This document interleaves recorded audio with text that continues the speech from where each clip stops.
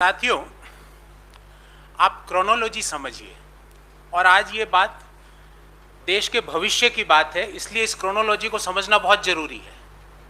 शुरुआत होती है व्यापम से, फिर आता है एसएससी 2017, फिर आता है सीबीएसई 2018 कक्षा 10 और कक्षा 12, फिर आता है 28 एंट्रेंस एग्जाम हरियाणा के, फिर आता है जेईई मेन 2020 और अब लेटेस्ट अवतार आया है जेईई मेन 2021।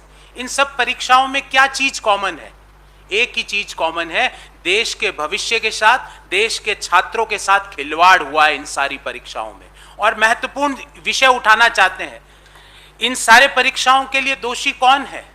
क्यों ऐसा हुआ कि आज जेईई मेन और जेईई से महत्वपूर्ण कक्षा 12 के बाद हिंदुस्तान में कोई परीक्षा नहीं है? जेईई वो परीक्षा है जिसके आधार पे एनआईटीज हो, जिसके आधार पे सेंट्रली फंडेड इंस्टीट्यूट्स हो, जिसके आधार पे स्टेट गवर्नमेंट फंडेड इंस्टीट्यूट्स हो, जिसके आधार पे IIT Indian institute of technology हो, जिसके आधार पे triple IT Indian institute of information technology हो। उन अंकों के आधार पे छात्रों को, छात्राओं को वहां पे एडमिशन मिलता है। और खबर क्या आती है? खबर आती है कि जो कंप्यूटर बेस्ड एग्जामिनेशन हो रहा है उसमें कोई और सुदूर जगह पे बैठा हुआ व्यक्ति रिमोट एक्सेस लेके उस व्यक्ति के सवाल हल कर रहा है।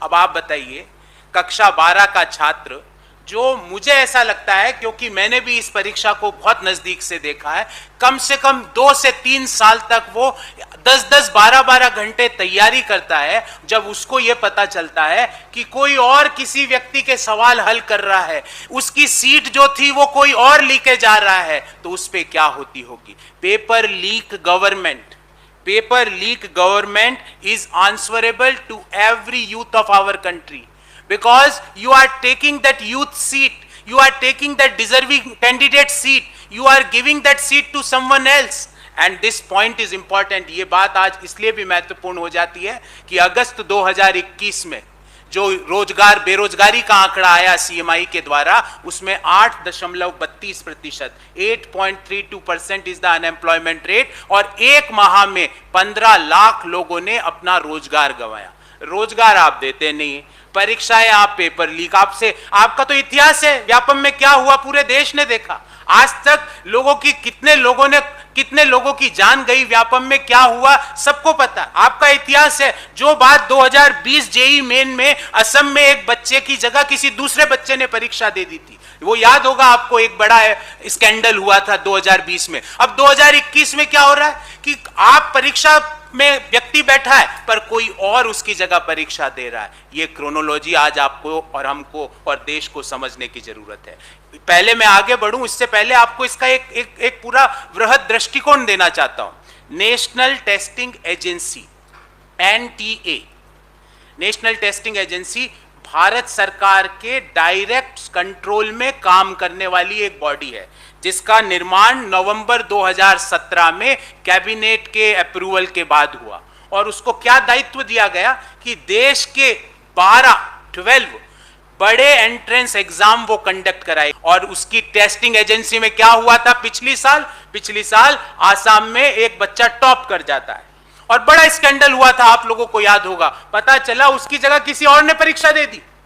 और आज ये पता चल रहा है हरियाणा के सोनीपत शहर से कि एक बच्चा जो परीक्षा दे रहा है, क्योंकि ये कंप्यूटराइज्ड बेस्ड एग्जाम होता है, पेपर पेंसिल वाला परीक्षा नहीं है। सवाल आपके कंप्यूटर स्क्रीन पे आते हैं, आपको करेक्ट ऑप्शन उसमें टिक करना पड़ता है। आपकी रिमोट एक्सेस उस कंप्यूटर, जो आप सेंटर पे बैठे हो, जिस कंप्यूटर में परीक्षार्थी परीक्षा दे रहा है, उसकी रिमोट एक्सेस कहीं और से कोई आदमी सॉल्व कर रहा है। और इसके लिए 15 लाख रुपए के पोस्ट डेटेड चेक ले लिए जाते हैं, 12 से 15 लाख रुपए की। उस व्यक्ति की आईडी, उस व्यक्ति की जो बच्चा दे रहा है उसके मार्कशीट 10वीं और 12वीं की आपके पास रख ली जाती है और बोला जाता है कि आपका एनआईटीज में एडमिशन सुनिश्चित। ये आप 2 क्राइम कर रहे हो। नंबर फर्स्ट क्राइम क्या है कि आप एक डिजर्विंग कैंडिडेट की सीट खा रहे हो, और नंबर 2 क्राइम क्या है कि आप एक जो मोस्ट प्रेस्टिजियस, मैं व्यक्तिगत रूप से मानता हूं कि कक्षा 12 के बाद हिंदुस्तान में आईआईटी जेईई से प्रेस्टिजियस कोई एग्जाम नहीं है। उस मोस्ट प्रेस्टिजियस परीक्षा में पिछले 70 साल में ऐसा नहीं हुआ माननीय प्रधानमंत्री जी। पहली बार यह हो रहा है कि जेईई मेन के पर्चे लीक हो रहे हैं। जेईई मेन में कोई और परीक्षा देने जा रहा है बच्चे की जगह। जेईई मेन की आप रिमोट एक्सेस देके दूसरे लोग उसकी जगह परीक्षा दे रहे हैं। ध्यान रहे, मैं आपको बताना चाहता हूं, आईआईटी जेईई मेन साल में 4 दफा होती है और 22 लाख लोग इसमें बच्चे रजिस्टर्ड एप्लीकेंट है। छोटा नंबर नहीं है। और 4 में से जो बेस्ट आपका अंक है उसको वो ले लिया जाता है और उसके आधार पे जेईई एडवांस होता है।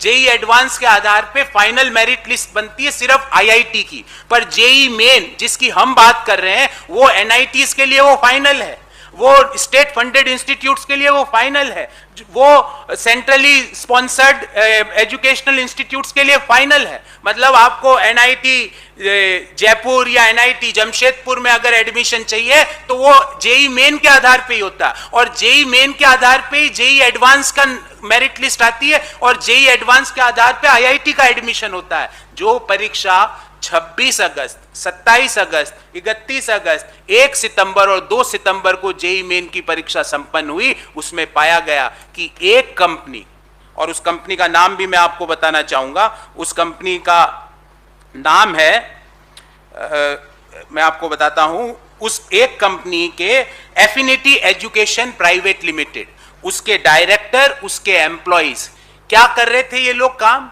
ये कह रहे थे छात्रों को कोई जरूरत नहीं है पढ़ने की, आप जाके बैठो कंप्यूटर के सामने, हम आपको रिमोट एक्सेस दे देंगे। कोई और, मतलब जैसे आपके कंप्यूटर स्क्रीन पे कोई और परीक्षा के सवाल भी पढ़ रहा है और उत्तर भी क्लिक कर रहा है, उसको बस बैठना है।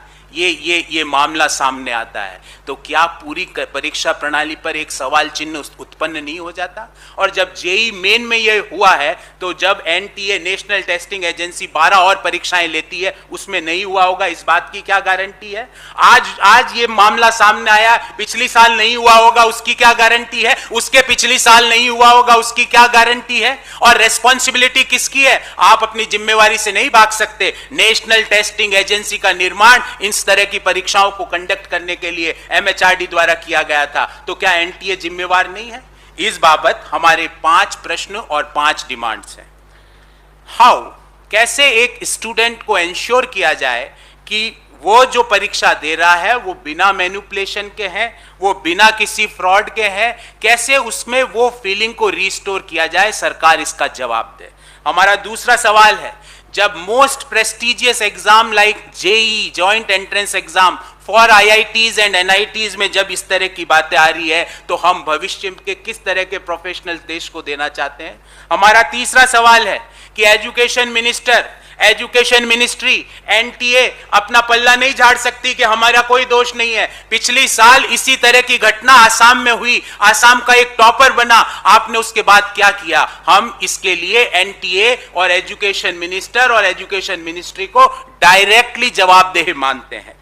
हमारा चौथा प्रश्न है, 22 लाख लोग बच्चे जब जेईई मेन दे रहे हैं, आप कैसे इंश्योर करोगे कि ट्रांसपेरेंट एग्जाम उनका हो रहा है, फेयर एग्जाम उनका हो रहा है, बिना किसी मैनिपुलेशन का एग्जाम हो रहा है? इसको आप कैसे इंश्योर करोगे? और अंत में हम चाहते हैं कि सिटिंग सुप्रीम कोर्ट के जज की अध्यक्षता में एक इंक्वायरी कमेटी बैठे और पता लगाए, क्योंकि ये व्यापम वाले लोग हैं, इनकी रग रग में लीकेज है, इनकी रग रग में चीजों परीक्षाओं में धांधली करना है, तो सुप्रीम कोर्ट के सिटिंग जज की अध्यक्षता में एक समिति बने और पिछले 7 सालों में, 7 इयर्स, पिछले 7 सालों में जो भी प्रमुख एंट्रेंस एग्जाम हुए हैं उनकी जांच हो और पता लगाए कि कौन कौन से लोग, कौन कौन सी मिनिस्ट्रीज, कौन कौन से मिनिस्टर से एसोसिएट लोग इन चीजों में लिप्त थे और क्यों लोग हिंदुस्तान के बच्चों के साथ खिलवाड़ हुआ।